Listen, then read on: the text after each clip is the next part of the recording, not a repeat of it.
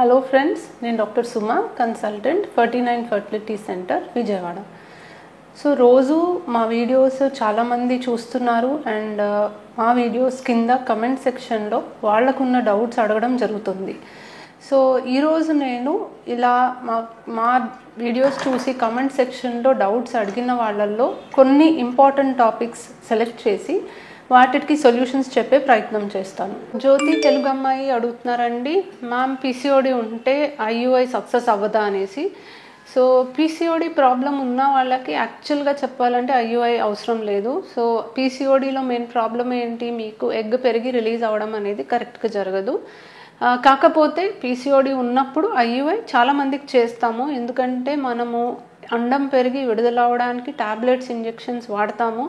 So అన్ని tablets injections వాడినప్పుడు ఆ మంత్లో సక్సెస్ కొంచెం పెరగడానికి ఐయుఐ కూడా చేస్తే మంచిది. కాబట్టి మనం ఈ టాబ్లెట్స్ ఇంజెక్షన్స్ వాడినప్పుడు ఐయుఐ కూడా చేసి ఆ మంత్లో ప్రెగ్నెన్సీ రావడానికి ఇంకొంచెం ఛాన్సెస్ అనేవి పెంచడానికి ఐయుఐ చేస్తాం.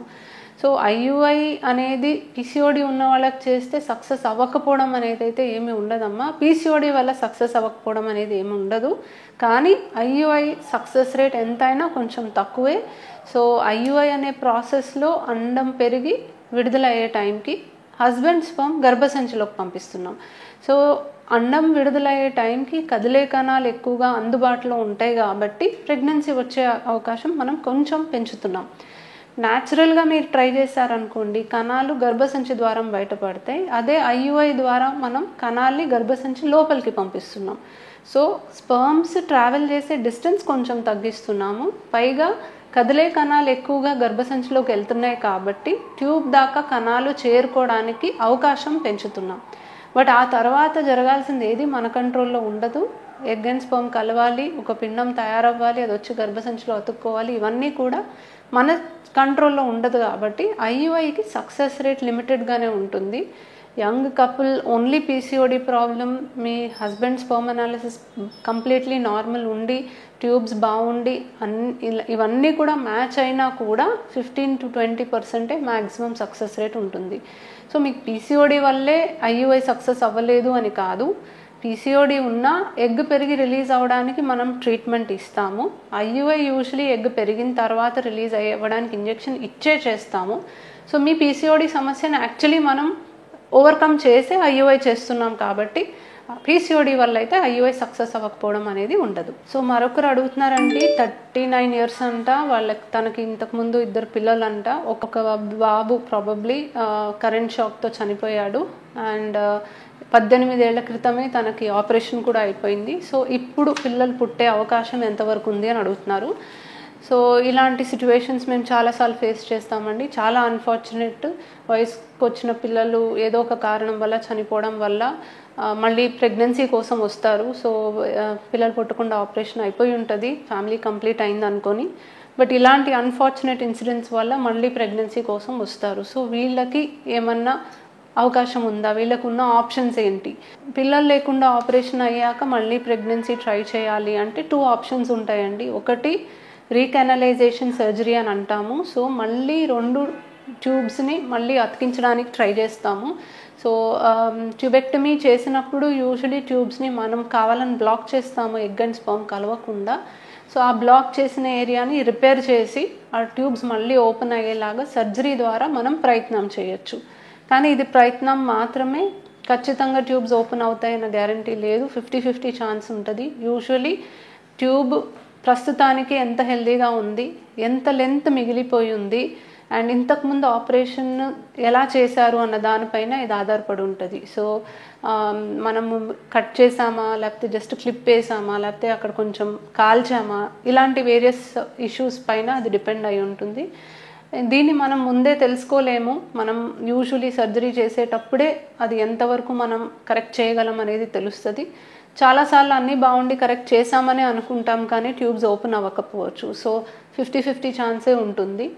రెండవది టెస్ట్ ట్యూబ్ బేబీ పద్ధతి ద్వారా ట్రై చేయొచ్చు. సో టెస్ట్ ట్యూబ్ బేబీ అనే పద్ధతిలో ఆడవాళ్ళకి శరీరం నుంచి ఎగ్స్ తీసి భర్త కణాలతో కలిపి పిండం తయారు చేసి డైరెక్ట్గా గర్భసంచిలో పెడతాం. సో ట్యూబ్లో జరగాల్సిన ప్రాసెస్ మనం డైరెక్ట్గా ల్యాబ్లో చేస్తాం కాబట్టి ట్యూబ్తో సంబంధం లేకుండా మనం టెస్ట్ ట్యూబ్ బేబీ ద్వారా ప్రెగ్నెన్సీ అనేది పాసిబుల్ చేసుకోవచ్చు. కాకపోతే ఆఫ్ కోర్స్ ఇప్పుడు 39 ఇయర్స్ అంటున్నారు, 18 ఏళ్ల క్రితం మీకు ఉన్నంత ఫర్టిలిటీ ఆబ్వియస్లీ ఇప్పుడు ఉండదండి. ఆ వయసులో ఎగ్ క్వాలిటీ అనేది బాగుంటుంది, ఎగ్ నంబర్ బాగుంటుంది, ప్రెగ్నెన్సీ రావడం ఈజీ. బట్ ఇప్పుడు 39 ఇయర్స్ అప్పుడు మీకు ఎగ్ నంబర్ తగ్గుతుంది, ఎగ్ క్వాలిటీ కూడా కొంచెం తగ్గుతుంది. బట్ డెఫినెట్లీ ప్రయత్నం అయితే చేయొచ్చు.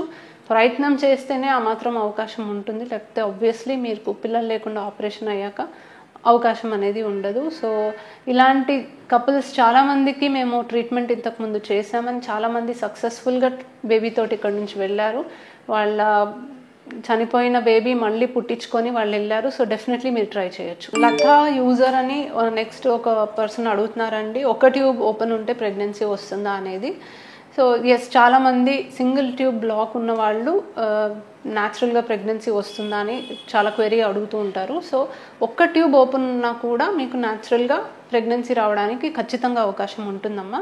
కానీ 2 ట్యూబ్స్ ఓపెన్ ఉన్నప్పుడు అవకాశం బెటర్గా ఉంటుంది. ఎందుకంటే మనకి ప్రతి నెల ఒకవైపు ఎగ్ రిలీజ్ అవ్వడం జరుగుతుంది. మనకి ట్యూబ్ ఓపెన్ ఉన్న వైపు ఎగ్ రిలీజ్ అవుతేనే మనకు ప్రెగ్నెన్సీ వచ్చే ఛాన్స్ ఉంటుంది.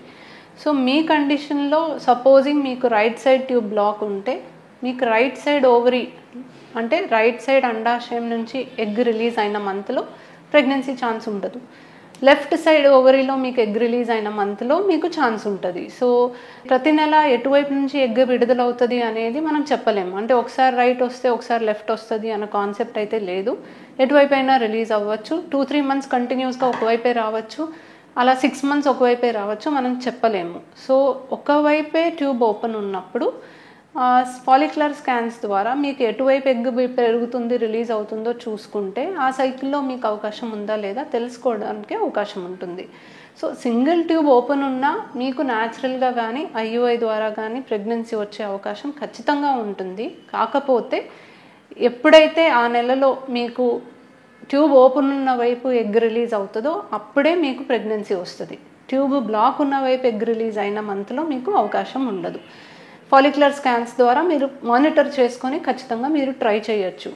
సో ఇలా చూసుకున్న ఒక 1 ఇయర్ పాటు మీరు ట్రై చేయాలమ్మా. అప్పటికి మీకు ప్రెగ్నెన్సీ రాలేదు అంటే ట్రీట్మెంట్కి వెళ్ళిపోవడమే మంచిది. ఒక ట్యూబ్ ఓపెన్ ఉన్న ఐయుఐ కూడా చేయొచ్చు, మిగతా అన్ని టెస్టులు నార్మల్ ఉంటాయి. సో ఒక ట్యూబ్ ఓపెన్ ఉన్నా మీరు న్యాచురల్గా కన్సీవ్ అయ్యే అవకాశం ఖచ్చితంగా ఉంటుంది. Thank you.